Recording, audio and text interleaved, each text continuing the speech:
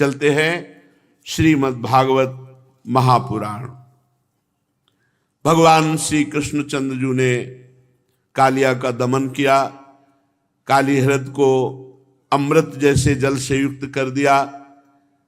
कालिया नाग अपने परिवार के साथ रमण द्वीप चला गया। अब उसे कोई भय नहीं, क्योंकि भगवान के चरण चिन्ह उसके मस्तक पर विराजमान है। इसलिए गरुड़ जी कुछ नहीं कर पाएंगे। अब जहां भगवान के चरण चिन्ह देखे वहां गरुड़ जी फिर प्रहार नहीं करते।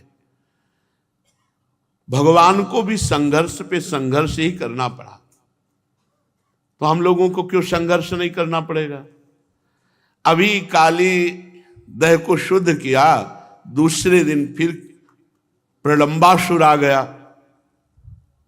और भगवान बलराम जी का अपहरण करके लिए जा रहा था। भगवान बलराम जी ने प्रलंबासुर का उद्धार किया। कल ये चर्चा सुनी।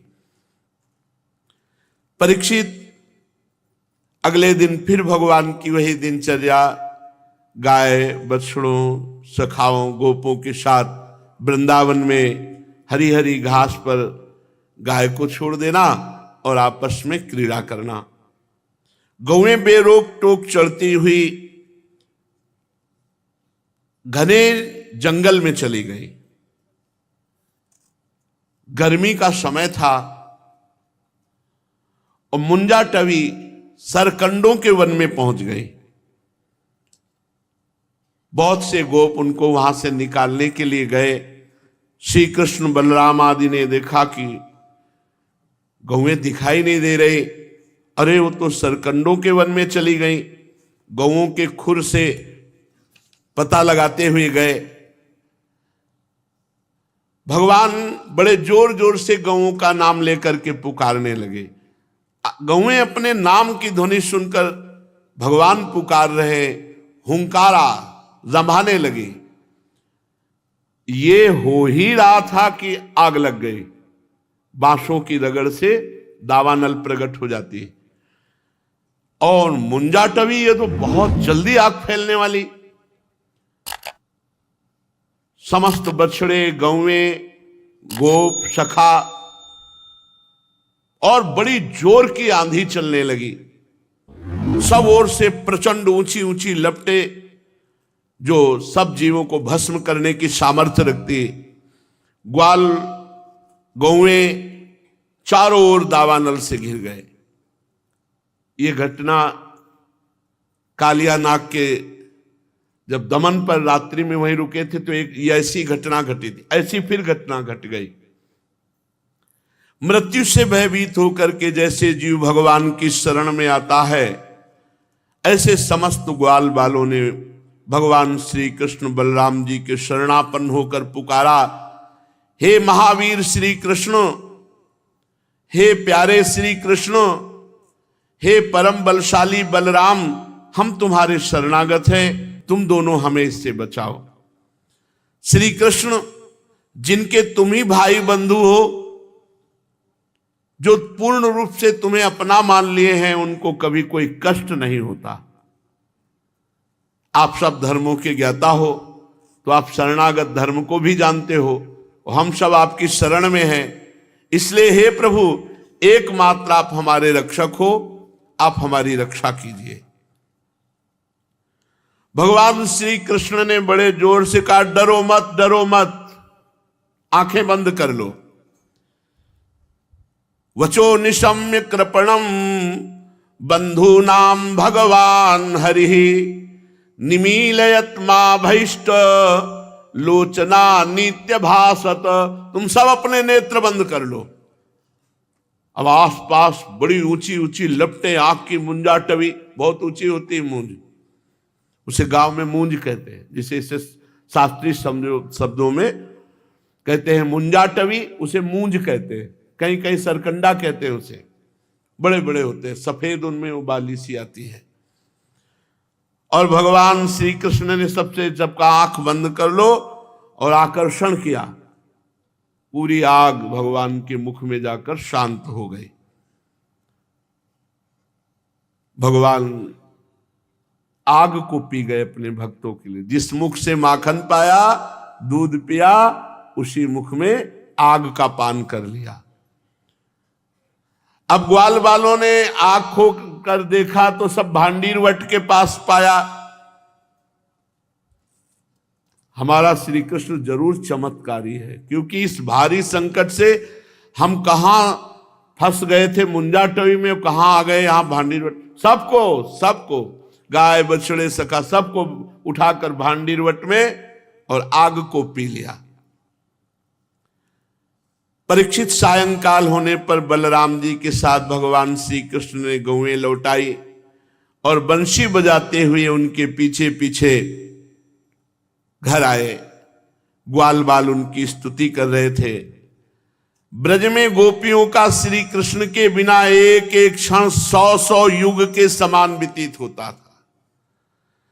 शाम के समय सब गोपियां रास्ते में ऐसे खड़ी हो जाती, और जब भगवान गौएं चराते हुए आ रहे हैं तो उनके दर्शन करके सब परमानंद में मगन हो जाती। ग्वाल बालों ने घर पहुंचकर अपनी मां बहन आदि स्त्रियों से और अपने बुजुर्गों से बताया श्री कृष्ण और बलराम के अद्भुत कर्म की। आज तो हम सब मरी जाते। मुंजा टवी में आग लग गई थी और श्री कृष्ण ने हम सबको भांडीर वट पहुंचा दिया और अपने मुख में आग पी ली। बड़े बड़े गोप और गोपियां सुनकर निश्चय करने लगे कि श्री कृष्ण और बलराम कोई बहुत बड़े देवता हैं जो हमारे ब्रजवासियों की रक्षा के लिए यहां पधारे हैं। ग्रीष्म ऋतु के बाद वर्षा का जब आगमन हुआ, इसमें छोटे छोटे जंतुओं की बड़ी वृद्धि हो जाती है। वर्षा ऋतु में बहुत कीट पतंगा, बहुत छोटे छोटे जीव, और इसमें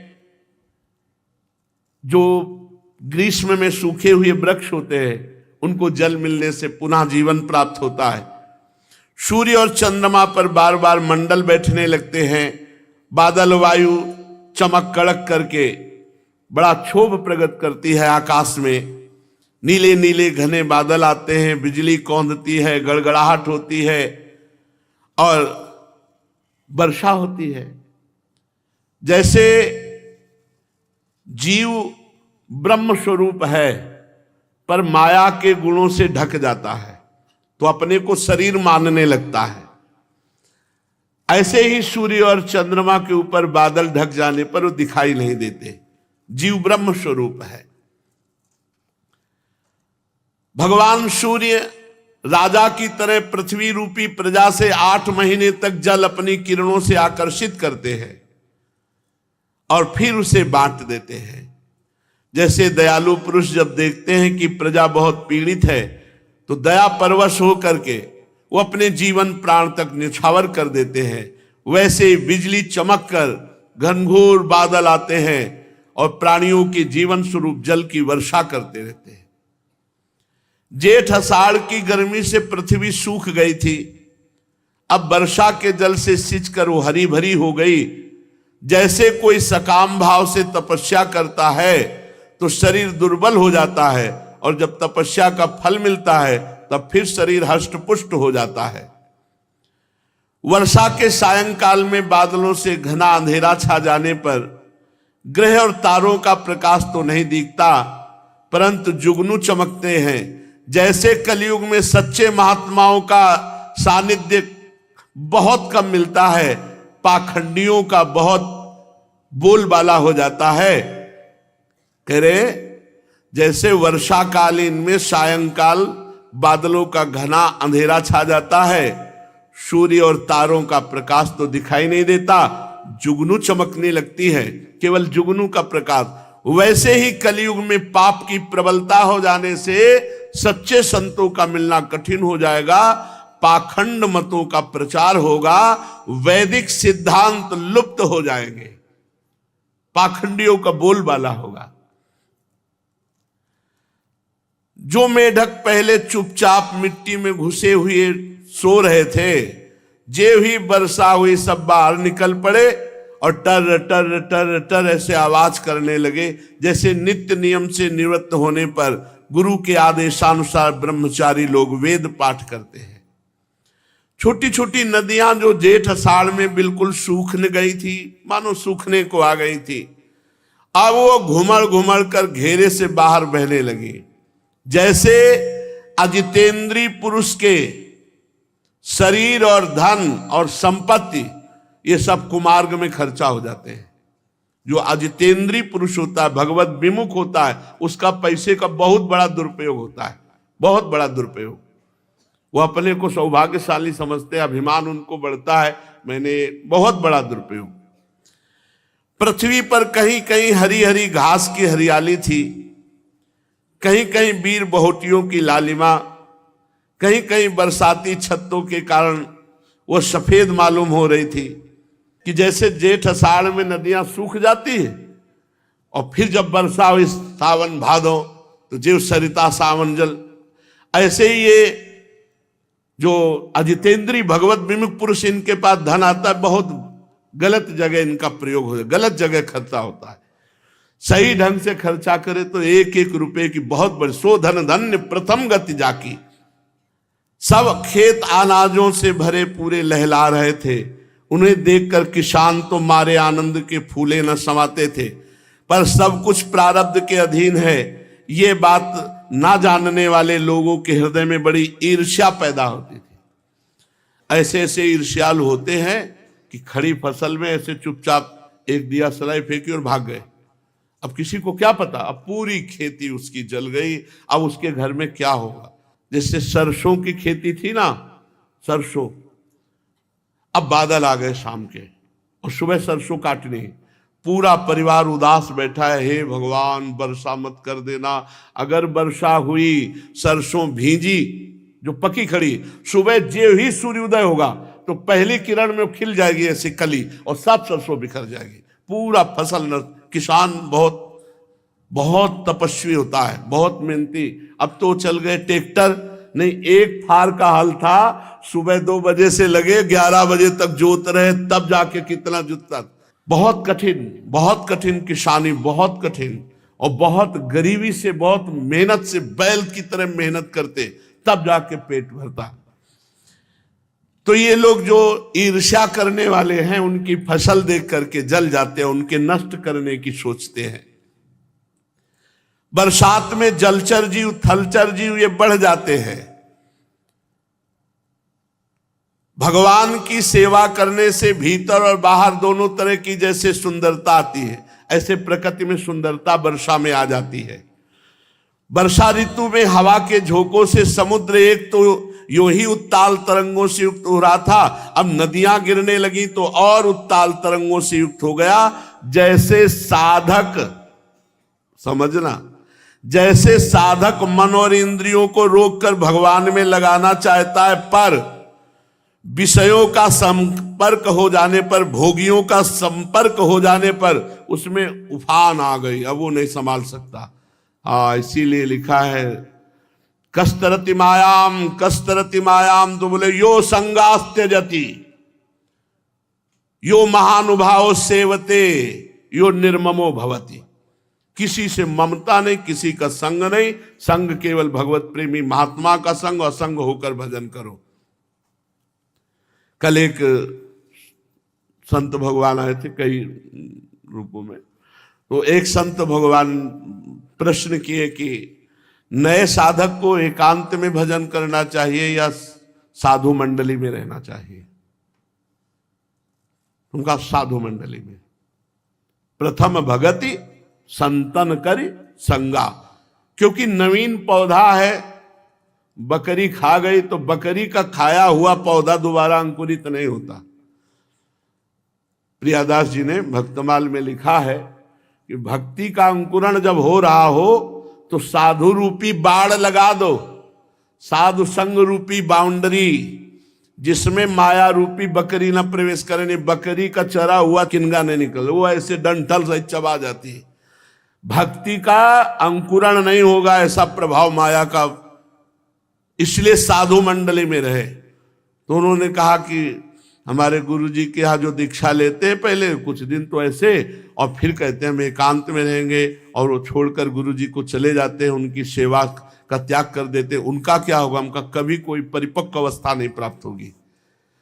गुरु से विमुख नामदाता, गुरु से विमुख होने वाले की परिपक्व अवस्था नहीं। पेट तो सब पालन कर रहे हैं, परिपक्व अध्यात्म की उन्नति गुरु कृपा पात्र। और साधना का अहंकार न हो, ये गुरु चरण सेवा से ही होता है। तो वासना युक्त साधक जब विषयों के संपर्क में आता है तो कामनाओं की उभार में फिर नष्ट हो जाता है। मूसलाधार वर्षा की चोट खाते रहने पर भी पर्वतों पे कोई असर नहीं होता। जैसे परिपक्व साधक है तो काम की चोट, क्रोध की चोट, निंदा, स्तुति, अपमान की चोट कोई फर्क नहीं पड़ता। जैसे पर्वत पर वर्षा हो मूसलाधार तो कोई फर्क नहीं पड़ता। ऐसे संत का हृदय होता है।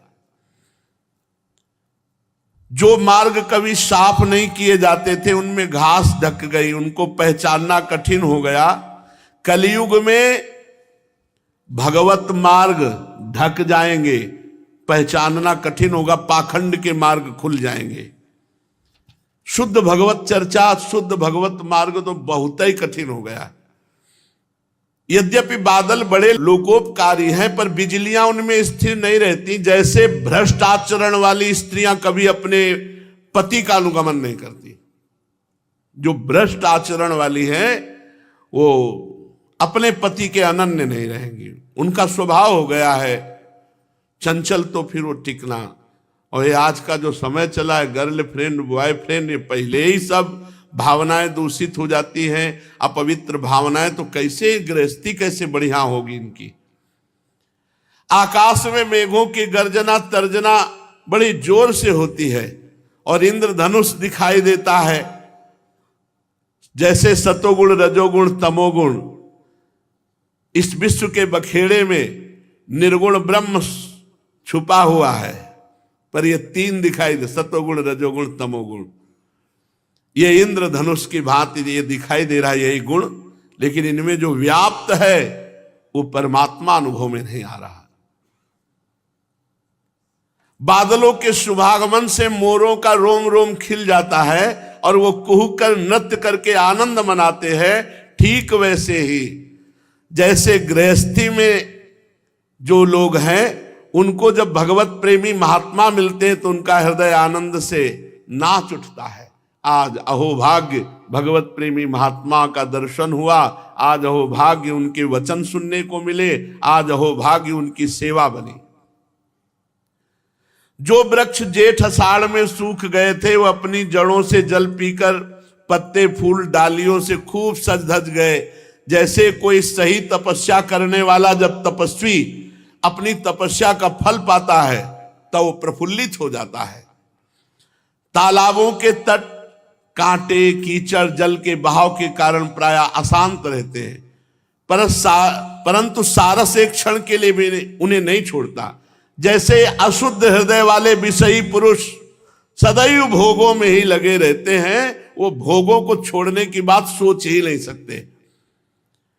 वर्षा ऋतु में इंद्र की प्रेरणा से बड़ी वर्षा होती है, इसलिए नदियों के बांध और खेतों की मेड़ें टूट जाती है। कलयुग में जैसे पाखंडियों के मिथ्यावाद से सही भगवत मार्ग ये गुप्त हो जाएंगे, सही भगवत मार्ग गुप्त हो जाएंगे। अरे भाई, भगवान के नाम जप करने से ही लोक परलोक बनेगा, ये छूछा से कुछ नहीं होने वाला। जिसको छूछा में ऐसा लगता हो कि यहां सत्यता है तो छू तो चाहे पास से करे चाहे दूर से करे, उसका प्रभाव हवा लगे से होगी क्या। मंत्र का तो प्रभाव ऐसा है कि यहां पृथ्वी लोक में यज्ञ हो रहे थे, देवराज इंद्र के पावे में था, तक्षक स्वाहा बोला तो ऊपर से चला आया। मंत्र में तो इतनी बड़ी शक्ति। हमारा प्रारब्ध क्षय हुआ तो हम ठीक हो जाएंगे, हमारा प्रारब्ध क्षय नहीं हुआ तो कोई ना डॉक्टर ठीक कर सकता है ना कोई छूछा ठीक कर सकता है। प्रारब्ध बड़ा बलवान होता है, प्रारब्ध को मिटाया नहीं जा सकता, केवल भजन के द्वारा ही उसको सहा जा सकता है, रोका थोड़ा जा सकता है, अधिक को कम में किया जा सकता है। मिटाया, पूर्ण मिटाना बड़ा कठिन है प्रारब्ध को, और जो मिटाने के सामर्थ्य रखते हैं उनको ज्ञान हो जाता, फिर वो मिटाते नहीं। इसलिए कहते कलयुग में ये पाखंडियों का बोलबाला हो जाएगा। बड़ा विचित्र खेल है, बड़ा विचित्र खेल।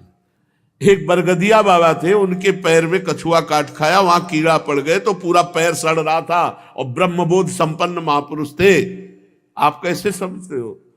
प्रारब्ध भोग बड़े बड़े को भोगना पड़ता है। इसलिए कह रहे कि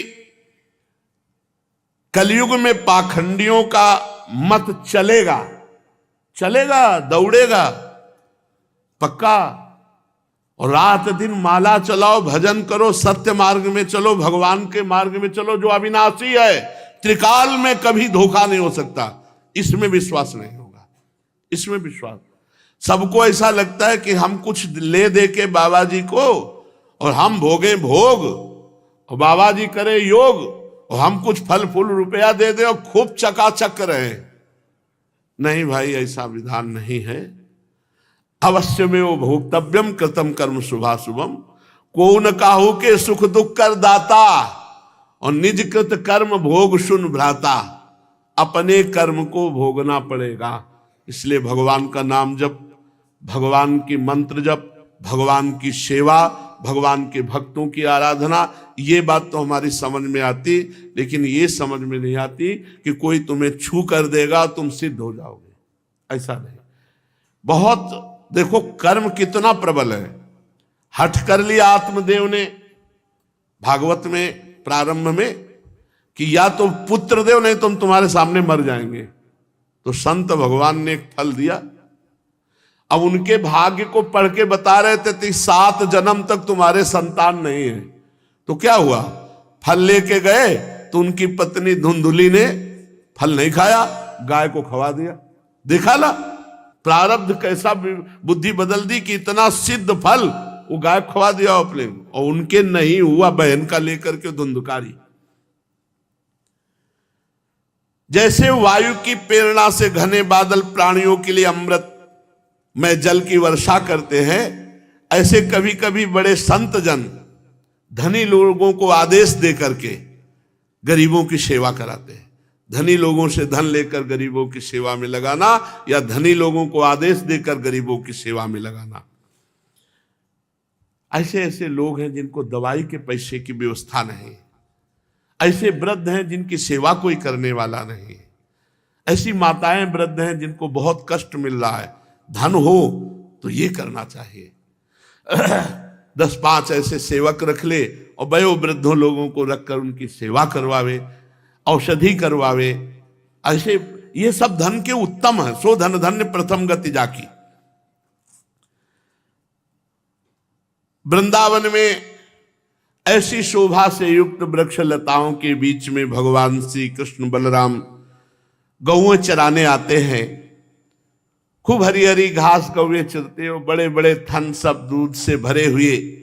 और भगवान श्री कृष्ण जब उनका नाम लेकर पुकारते हैं तब प्रेम परवश होकर वो दौड़ी हुई भगवान के पास आती हैं। तो अति शीघ्रता के कारण उनके दुग्ध से वृंदावन की भूमि सिंचित जाती है। वनवासी भील और भीलिनियां भी बड़ी आनंदित हैं। वृक्षों की पंक्तियों से मधुधारा बह रही है, पर्वतों से झरने झरझर, बड़ी सुरीली आवाज, बहुत सुंदर गुफाएं। तो जब वर्षा होती है तो भगवान गुफाओं में छिप जाते हैं, किसी खोड़र में छिप जाते हैं और कंदमूल फल पाकर सखाओं के साथ कभी कभी जल वर्षा में खेलते हैं। वर्षा हो रही और भगवान कृष्ण बलराम सखा सब जल में भींजते हुए खेलते। कभी किसी चट्टान पर खुली बैठ जाते हैं, कभी ग्वाल बालों के साथ मिलकर घर से लाया हुआ दही भात दाल शाक आदि खाते हैं। वर्षा ऋतु में बैल बछड़े थनों के भारी भार से थकी हुई गौएं ये सब बहुत जल्दी से घास चर लेती, हरी हरी घास पर बैठकर आंख मूंद कर जुगाली करती रहती। वर्षा ऋतु की सुंदरता अपार, वो भी वृंदावन के संयोग में तो और सुंदर। इसमें संदेह नहीं कि ये ऋतु, ये गाय, ये बैल, ये बछड़े सब के सब भगवान की लीला के दिव्य विलास हैं। भगवान देख देख कर बहुत प्रसन्न होते हैं, बार बार आनंदित होकर कभी नृत्य करते हैं, कभी गायन करते हैं, कभी प्रशंसा करते हैं। इस प्रकार श्याम और बलराम बड़े आनंद से ब्रज में निवास कर रहे हैं। इसी समय वर्षा ऋतु बीती और शरद ऋतु आ गई। अब आकाश में बादल नहीं रहे, जल निर्मल हो गया, वायु बड़ी धीमी गति से चलने लगी। शरद ऋतु में कमलों की उत्पत्ति, जलाशयों के जल ने अपनी स्वच्छता प्रकट कर दी। जैसे कोई साधक भ्रष्ट हो जाए तो फिर कड़ा नियम लेकर योग का सेवन करता है तो निर्मल हो जाता है, ऐसे शरद ऋतु में वर्षा से मलिन हुए सरोवर निर्मल हो जाते हैं।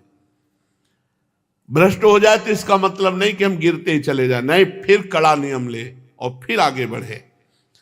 शरद ऋतु ने आकाश के बादल, वर्षा काल के बड़े हुए जीव, पृथ्वी की कीचड़ और जल के मटमैलेपन को नष्ट कर दिया। जैसे भगवान की भक्ति से चाहे ब्रह्मचारी हो, चाहे गृहस्थ हो, चाहे वानप्रस्थ हो, चाहे सन्यासी हो, सब प्रकार के अशुभों का, पापों का, विकारों का नाश कर देता है भगवान की भक्ति से।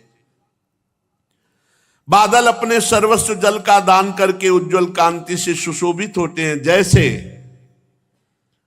जिसके पास धन अधिक है उसे चाहिए कि परलोक के लिए अपनी कामनाओं को, अपने भोगों को थोड़ा रोक करके दूसरों के हित में अपने धन को लगा दे, दूसरों के मंगलमय कार्यों में लगा दे। पर्वतों से कहीं कहीं झरने झरते हैं और कहीं कहीं अपने कल्याणकारी जल को नहीं बहाते। ऐसे ही ज्ञानी पुरुष जब देखता है अधिकारी है तो अपने ज्ञान का दान कर देता है, और कहीं कहीं देखता है कि अनाधिकारी है तो मौन हो जाता है, उनसे बात नहीं करते। छोटे छोटे गड्ढों में भरे हुए जल के जलचर जीव ये नहीं जानते कि 4 दिन के बाद ये गड्ढा सूख जाएगा और फिर हमें मरना पड़ेगा। ऐसे ही ये कुटुंब भरण पोषण में भगवान से विमुख लोग ये नहीं जानते कि 4 दिन बाद आयु क्षीण हो जाएगी और मर जाएंगे, और जो हमें लाभ मनुष्य योनि में मिलना चाहिए वो हम नहीं ले पाए। क्या? भगवान का भजन।